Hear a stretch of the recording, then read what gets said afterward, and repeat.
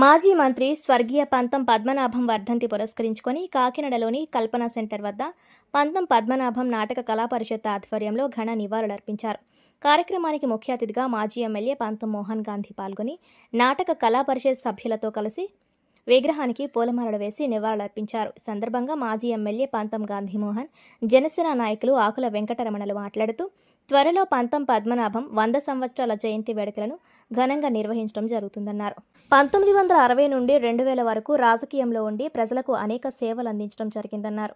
పంతం పద్మనాభం తన ఆస్తిని పేద ప్రజలకు దానం చేశారని కొనియాడారు. ఈ జయంతి వేడుకల్లో భాగంగా కాకినాడ సూర్య కళామందిరంలో రాష్ట్ర స్థాయి నాటక పోటీలు నిర్వహిస్తున్నామన్నారు.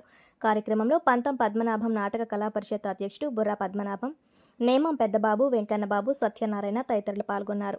పద్మనాభం గారి వర్ధంతి సందర్భంగా మరి ఇక్కడికి వచ్చిన పెద్దలందరికీ నా హృదయపూర్వక నమస్కారాలు. ఆయన గురించి మరి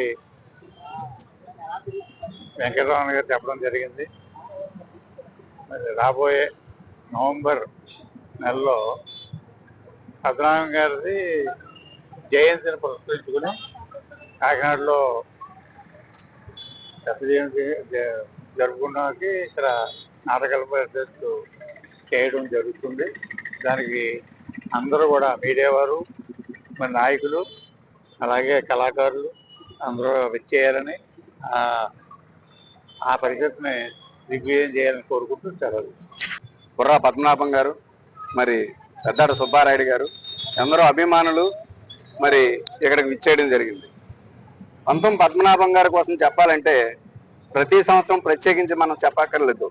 ఎందుకంటే ఆయన ఒక మహనీయుడు. ఇక్కడ రాజకీయాల్లో ఈ జిల్లాలో ప్రతి రాజకీయ నాయకుడికి ఆయన ఒక స్ఫూర్తిదాయకం. అటువంటి వ్యక్తి, నీతి నిజాయితీ గల వ్యక్తి. అప్పుడు మంత్రి కింద చేసి, మరి డిసిసి ప్రెసిడెంట్ చేసి, ఎమ్మెల్యేగా చేసి, కరప్షన్ అంటే తెలియని వ్యక్తి పంతం పద్మనాభం గారు. మరి ఆయన పంతం పద్మనాభం నాటక కళాక్షేత్రం గెద్దనాపల్లిలో స్థాపించి సరిగ్గా ఈ రోజుకి 27 సంవత్సరాలు అయ్యింది. ఆ మహానుభావుడు ఈ తెలుగు రాష్ట్రాల్లో ఎందరో కళాకారులకి మరి ఆయన ఎంతో ప్రోత్సహించి వాళ్ళని పైకి తీసుకురావడం జరిగింది. కళారంగం అంతా కూడా భూస్థాపితం అయిపోతున్న టైంలో మరి ప్రజలకు చేరువలో మరి ఆ నాటక పరిస్థితిని ఏర్పాటు చేసి ఈ రోజుకి కూడా మరి ఆయన స్మరించుకుంటున్నామంటే మరి మనం జిల్లా వాసి కాబట్టి మనం అందరూ కూడా మరి అతనికి ధన్యవాదాలు తెలియజేయాలి. అలాగే ఈ సంవత్సరం మరి శత జయంతి సందర్భంగా మరి మొన్న మేము సిల్వర్ జూబ్లీ చేద్దారనుకున్నాం. ఎలాగే ఈ సంవత్సరం శత జయంతి ఉంది కాబట్టి ఈ రెండు కలిపి సిల్వర్ జూబ్లీ కార్యక్రమం సూర్యకళా మందిరంలో చేయడం జరుగుతుంది.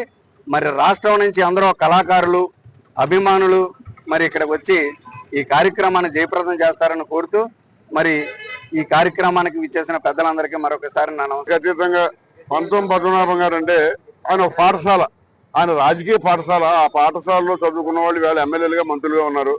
ఆయన ఈవేళ ఇక్కడ కార్యక్రమం ఏంటంటే యాక్చువల్గా ఆయన మమ్మల్ని, ఈ ప్రజల్ని, ఈ రైతుల్ని, సహచరులందరినీ, కుటుంబ సభ్యుల్ని, వారి కుమారుడైనటువంటి గాంధీమోహన్ గారిని వదిలి వెళ్ళిపోయినటువంటి రోజు. ఒకసారి ఆయన సంస్మరించుకుందామని అనుకున్నాం. ఈ రోజు ఆయన వర్ధంతి యాక్చువల్గా. అయితే ఈవేళ ఒక చిన్నపాటి మీ విలేకరులతో మేము పంచుకోవాల్సింది ఏంటంటే శత జయంతోత్సవాలు చాలా ఘనంగా, ఆయన 100 సంవత్సరాల పుట్టినరోజు వేడుకలు చాలా త్వరలో ఉన్నాయి. కుల, మత, వర్గ రాజకీయాలకు అతీతంగా. అంటే మీకు ఫర్ ఎగ్జాంపుల్ ఈ జిఎంసి బాలయోగ్ గారు నా రాజకీయ తొలుగురు పంతం పద్మనాభం చెప్పేవారు. వారి అబ్బాయి అయినటువంటి మరి గిరీష్ మాధుర్ ఎంపీ గారిని, యనమల రామకృష్ణ గారి అమ్మాయి యనమల దివి గారు. అంటే ఎందుకు చెప్తానంటే ఇంకా పార్టీలు, రాజకీయాలతో సంబంధం లేదు. ఈ జిల్లాలో పంతం పద్మనాభం గారిని ప్రేమించి అభిమానించేటువంటి అందరు వ్యక్తుల్ని కూడా మేము అందరినీ కూడా సమీకరించి గెద్దనాపల్లి నుంచి మొదలుపెట్టి గెద్దనాపల్లి మీదుగా ఏటిపట్టి గ్రామాల మీదుగా సామలకోట, కాకినాడ వరకు ఊరేగింపుగా అక్కడ గెద్దనాపల్లిలో కార్యక్రమం చేసుకుని ఇక్కడ పరిషత్ నిర్వహించుకుంటాం. ఆ డేట్స్, ఆ షెడ్యూల్ అన్ని కూడా మీకు చెప్పడం జరుగుతుంది. మరి ఆ మహనీయుని స్మరించుకునేటువంటి అవకాశం మరొకసారి మీ అందరూ కూడా ధన్యవాదాలు తెలియజేస్తాం.